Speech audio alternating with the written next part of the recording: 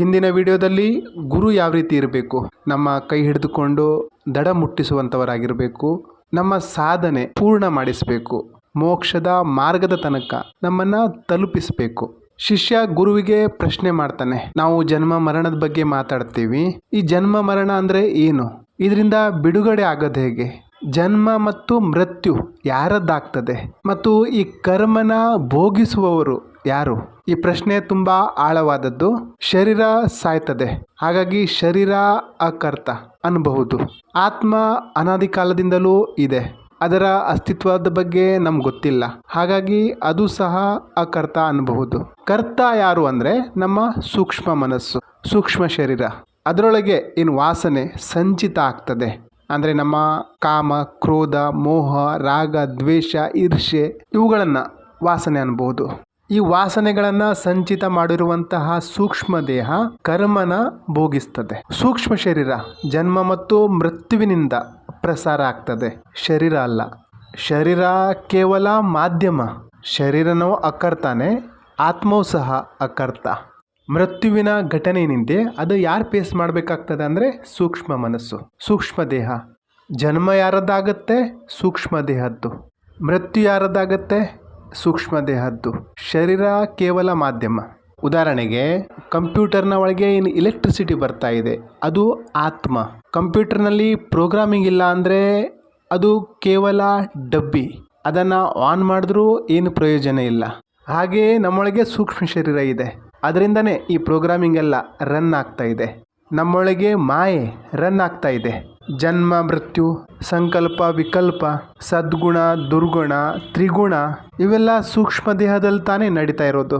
ನಾವು ಸೂಕ್ಷ್ಮ ಶರೀರನ ಅರ್ಥ ಮಾಡ್ಕೊಳ್ಬೇಕಾಗ್ತದೆ. ಸಾಧಕ ಸೂಕ್ಷ್ಮ ಶರೀರದ ವಿಕಾರಗಳನ್ನು ಅರ್ಥ ಮಾಡ್ಕೊಳ್ಳದೆ ಅವನು ಬಿಡುಗಡೆ ಆಗ್ಲಿಕ್ಕಾಗಲ್ಲ. ಅದರ ಗುಣಗಳನ್ನು ಅರ್ಥ ಮಾಡ್ಕೊಳ್ಳದೆ ಮುಕ್ತರಾಗ್ಲಿಕ್ಕಾಗಲ್ಲ. ಯಾಕಂದರೆ ಕರ್ತ ಹರ್ತ ಎಲ್ಲ ಸೂಕ್ಷ್ಮ ಶರೀರ. ಶರೀರ ಕೇವಲ ಮಾಧ್ಯಮ, ಆತ್ಮ ದ್ರಷ್ಟ ಸಾಕ್ಷಿ. ಸೂಕ್ಷ್ಮ ದೇಹನ ಅರ್ಥ ಮಾಡಿಕೊಂಡು ಅದರ ತ್ಯಾಗ ಮಾಡಿ ನಾವೇನು ಸಾಕ್ಷಿ ಭಾವದಲ್ಲಿ ತೀರ ಆದಾಗ ಆವಾಗ ನಮ್ಮ ಮುಕ್ತಿ ಸಂಭವ ಆಗ್ತದೆ. ಇಲ್ಲಾಂದರೆ ಪುನರಪಿ ಜನನಂ ಪುನರಪಿ ಮರಣಂ. ಯಾರ್ದು ಜನ್ಮ ಆಗ್ತಾ ಇದೆ, ಯಾರು ಸಾಯ್ತಾ ಇದ್ದಾರೆ ಏನೂ ಅರ್ಥ ಆಗಲ್ಲ. ಆತ್ಮೀಯ ಹುಟ್ಟಿದ, ಆತ್ಮೀಯ ಸತ್ತೋದ. ಯಾರು ಹುಟ್ಟಿದ್ರು, ಯಾರು ಸತ್ತರು, ಯಾರು ಬಂದರು, ಯಾರು ಹೋದರು, ಇದು ದೊಡ್ಡ ಪ್ರಶ್ನೆ. ಯಾರು ಜನ್ಮ ಪಡೆದ್ರು, ಯಾರು ಸತ್ತರು, ರಾಜ ಆಗಿರ್ಬೋದು, ಫಕೀರ ಆಗಿರ್ಬೋದು, ಈ ಕ್ಯಾಟಗರಿ ನಾವು ಮಾಡಿದ್ದು. ಸೂಕ್ಷ್ಮ ದೇಹದ ಒಳಗೆ ಒಂದು ಅಹಂಕಾರದ ನಿರ್ಮಾಣ ಆಗ್ತದೆ.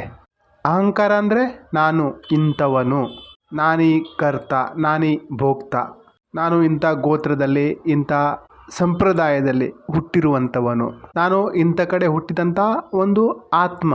ಆತ್ಮ ಅಂತಲೇ ನಂಬ್ತದೆ, ಆದರೆ ಅದು ಆ್ಯಕ್ಚುಲಿ ಜೀವಾತ್ಮ.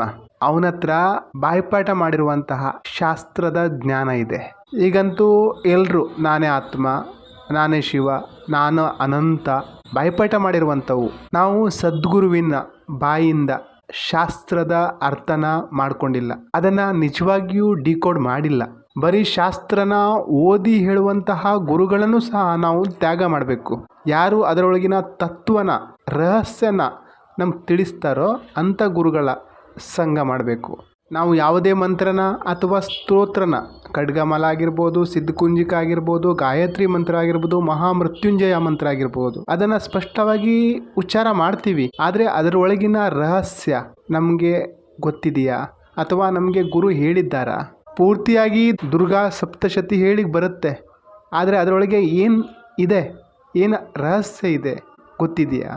ಶಾಸ್ತ್ರದ ಸ್ತೋತ್ರದ ಶಬ್ದಾರ್ಥದಿಂದ ಅದರ ಅನುವಾದನ ನಾವು ಅರ್ಥ ಮಾಡ್ಕೊಳ್ಬೋದೇ ಹೊರತು ಶಬ್ದದ ಅರ್ಥನ ನಾವು ಅರ್ಥ ಮಾಡ್ಕೊಳ್ಬೋದು, ಆದರೆ ರಹಸ್ಯವನ್ನಲ್ಲ. ಇಡೀ ಆತ್ಮಜ್ಞಾನದ ಖಜಾನೆ ಶಾಸ್ತ್ರದಲ್ಲಿ, ವೇದದಲ್ಲಿ ಋಷಿಮುನಿಗಳು ಹಿಡಿದಿಟ್ಟಿದ್ದಾರೆ, ಅದರಲ್ಲಿ ಅಡಗಿಸಿಟ್ಟಿದ್ದಾರೆ. ಆದರೆ ಅದನ್ನು ಡಿಕೋಡ್ ಮಾಡಲಿಕ್ಕೆ ನಮಗೆ ಬರಬೇಕು, ಅಥವಾ ಅದನ್ನು ಅರ್ಥ ಮಾಡಿಸುವ ಸಮರ್ಥ ಗುರುಗಳು ನಮ್ಗೆ ಸಿಗಬೇಕು. ನಾವು ಸ್ತೋತ್ರನ ಕಂಠಸ್ಥ ಮಾಡಿಬಿಡ್ತೀವಿ, ಆದರೆ ಅದರಲ್ಲಿರುವ ಜ್ಞಾನನ ಅರ್ಜಿತ ಮಾಡಲ್ಲ, ಡಿಕೋಡ್ ಮಾಡಲ್ಲ. ಪರಿಣಾಮ ನಮಗೆ ಜ್ಞಾನ ಅರ್ಜಿತ ಆಗಲ್ಲ. ಹಾಗಾಗಿ ಗುರುವಿನ ಅವಶ್ಯಕತೆ ಇದೆ. ವೇದ ಆಗಿರ್ಬೋದು, ಉಪನಿಷತ್ತಾಗಿರ್ಬೋದು, ರಾಮಚರಿತ ಮಾನಸ ಆಗಿರ್ಬೋದು, ಭಗವದ್ಗೀತೆ ಆಗಿರ್ಬೋದು, ಪುರಾಣಗಳಾಗಿರ್ಬೋದು, ಅವೆಲ್ಲ ಸಾಮಾನ್ಯ ಭಾಷೆ ಅಲ್ಲ. ಅದರ ಶಬ್ದಾರ್ಥನ ಅರ್ಥ ಮಾಡಿಕೊಂಡು ನಮಗೇನೂ ಸಿಗಲ್ಲ. ಅದನ್ನು ಡಿಕೋಡ್ ಮಾಡ್ಲಿಕ್ಕೆ ಬರಬೇಕು. ಅದರೊಳಗಿನ ರಹಸ್ಯನ ಭೇದಿಸ್ಲಿಕ್ಕೆ ಬರಬೇಕು. ಈಗಿನ ಗುರುಗಳು ನಮಗೆ ಈ ಮಂತ್ರ ಹೇಳಿ ದೇವರು ಸಿಗ್ತಾರೆ, ಕಣ್ಣು ಮುಚ್ಕೊಳ್ಳಿ ಒಳಗಡೆ ಬೆಳಕನ್ನು ನೋಡಿ ಅಂತಾರೆ, ಆ ನಾದನ ಕೇಳಿಸ್ಕೊಳ್ಳಿ ಅಂತಾರೆ.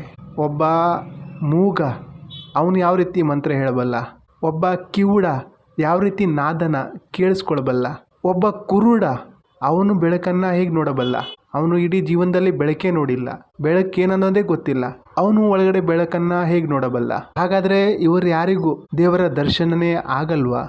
ಶಾಸ್ತ್ರದಲ್ಲಿ ಅದನ್ನು ಬರೆದಿದ್ದಾರೆ, ಇದನ್ನು ಬರೆದಿದ್ದಾರೆ. ನಾನು ಶಾಸ್ತ್ರ ಓದಿದ್ದೀನಿ ಅಂದ ಮಾತ್ರಕ್ಕೆ ನಾವು ಸಿದ್ಧ ಪುರುಷರಾಗಲ್ಲ. ನಮ್ಮೊಳಗೆ ಆ ಪ್ರಮಾಣ ಇರಬೇಕು. ಶಾಸ್ತ್ರದಲ್ಲಿರೋದು ಸತ್ಯ, ಆದರೆ ಅದರ ಅನುಭವ ನಮಗಾಗಬೇಕು.